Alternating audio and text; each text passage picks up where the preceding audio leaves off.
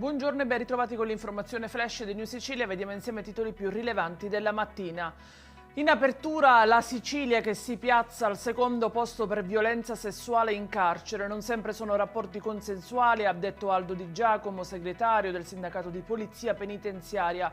Solo l'1% di questi fenomeni viene denunciato, con i più deboli costretti a pagare l'assenza di misure di tutela personale, ha spiegato il segretario.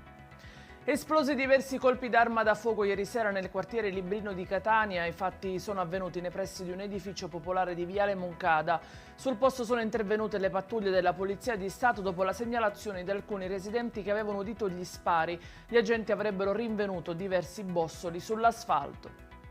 La Guardia di Finanza ha inferto un duro colpo al mercato illecito dei prodotti da fumo. I militari del Comando Provinciale di Palermo, al termine di una capillare attività investigativa nel settore dell'importazione, distribuzione e commercializzazione, hanno sequestrato circa 11 milioni e mezzo di articoli tra sigarette elettroniche, cartine e filtri, per un peso complessivo di 770 kg.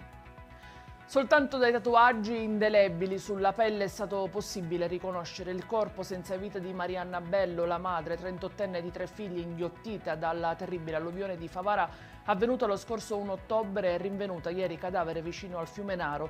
L'avvocato della famiglia, Salvatore Cusumano, ha annunciato che presenterà un esposto per verificare eventuali responsabilità. A Favara oggi è lutto cittadino, alle 16 si terranno i funerali.